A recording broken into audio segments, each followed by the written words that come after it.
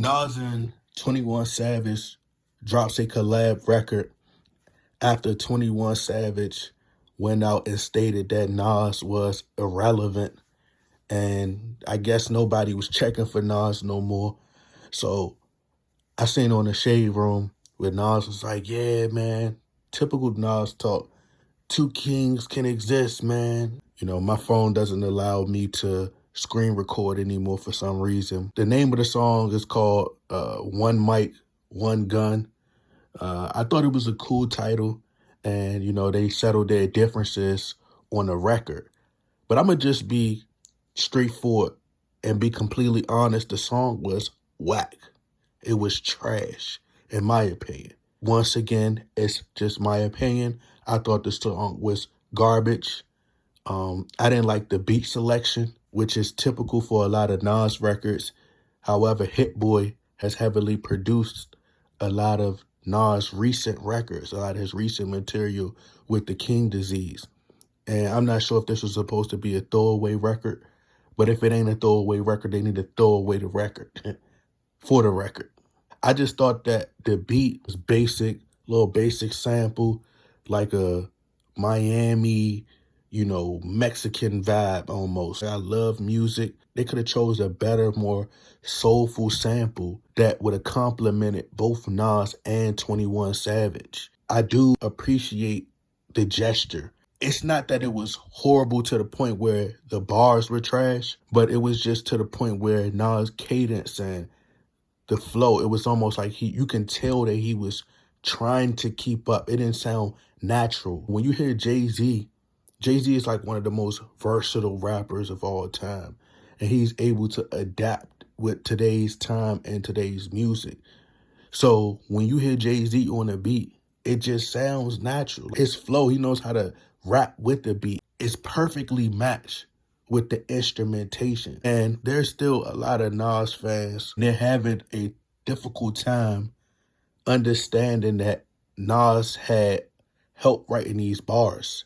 Nas had a ghostwriter. Now they want to move the goalposts. Now it's Nas didn't have a ghostwriter, because I had a conversation with one of Nas' diehard fan. He was a hidden diehard Nas fan. And he was like, oh, Nas ain't had, because this was my argument before Quentin Miller came out. Because I said the same thing. I said that Quentin Miller may have helped Nas with a few bars. He may have been in the studio. Nas may have had writer's block, and that's how it works in the studio. You throw out a few bars. I had one of Nas' loyalists come out and say, oh, no, Nas, he wrote everything himself. That's what he do. I work at Atlantic. I'm like, oh, you work at Atlantic now. Oh, so what you going to tell me next? You had breakfast with Jimmy Iovine and Dr. Dre this morning, and you about to go have coffee with Quincy Jones? But as I said, this record was trash. The song was trash. And I tried to get past 21 Savage part.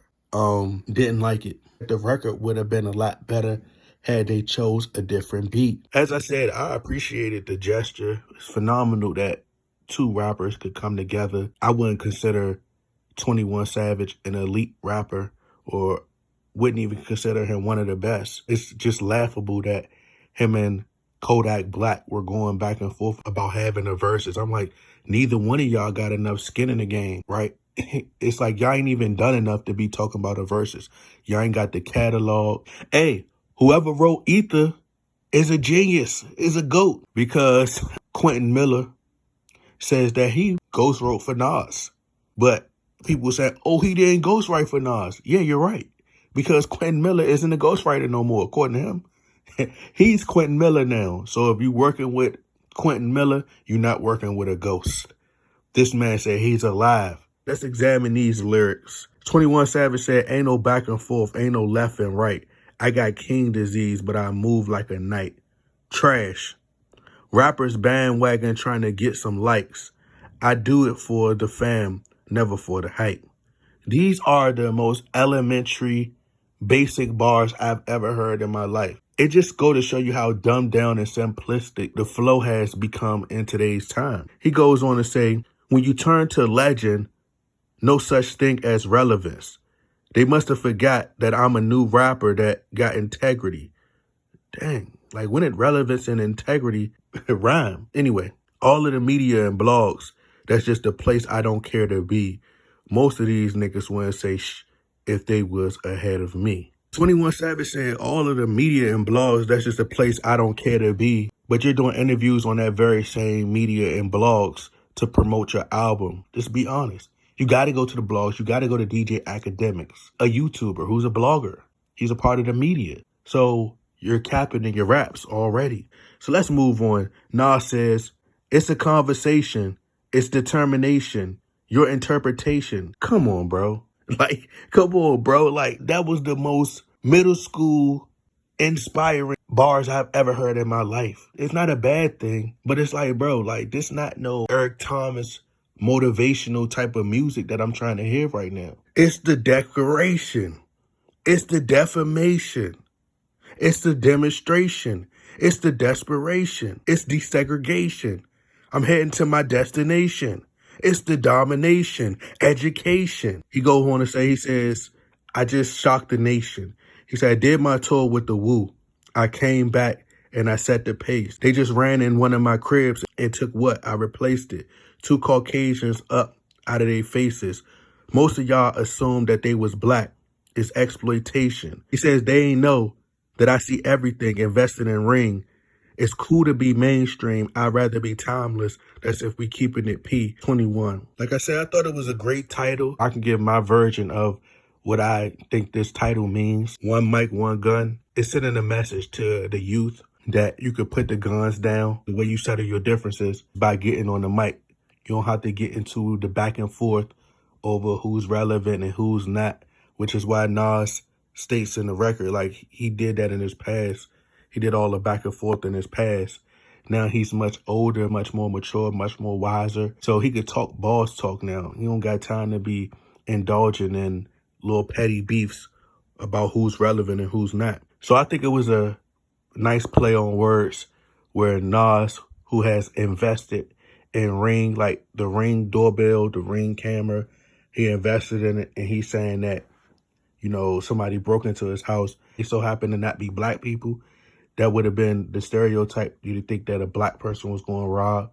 But no, it was actually white people who robbed him. Probably not even true. It says that he invested $4.5 million in the company Ring. Great investment, by the way. But I thought that was a clever bar. Another one of my personal favorite bars is when Nas said, it's cool to be mainstream. I'd rather be timeless, which to me was kind of like a response to 21 Savage. Like, you could have being relevant. I'd rather just be timeless. You know, I'd rather make timeless music. I'd rather be a legend, which is far more important. When the dust settles, who's going to have the better career, Nas or 21 Savage? That's not even up for debate. It's clearly Nas. But just because these two decided to settle their differences, to make amends and come together and do this record for hip hop, the song was still trash. And I want for y'all to keep the same energy that y'all had for Drake when y'all found out that Drake had a ghostwriter. People pick and choose. Die-hard fans, they're so emotionally attached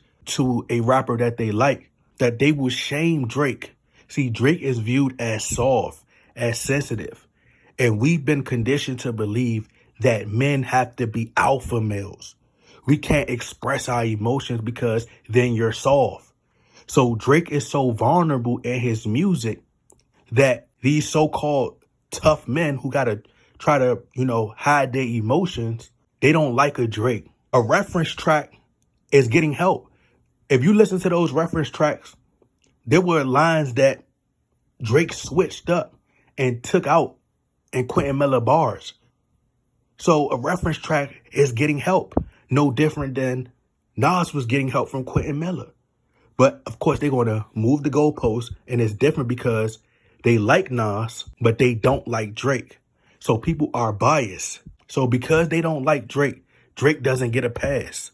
But they like Nas, and Nas is viewed as a top 5 greatest rapper all time, and they don't want to believe or want to accept that Nas had help writing his bars.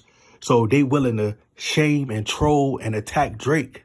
But when it comes to Nas, who got help as well, they want to defend Nas and say, nah, Nas ain't had no help. Nah, keep the same energy. Nas had ghostwriters as well. But it wasn't like nothing I replay and listen to every day. I just thought that the beat was just basic.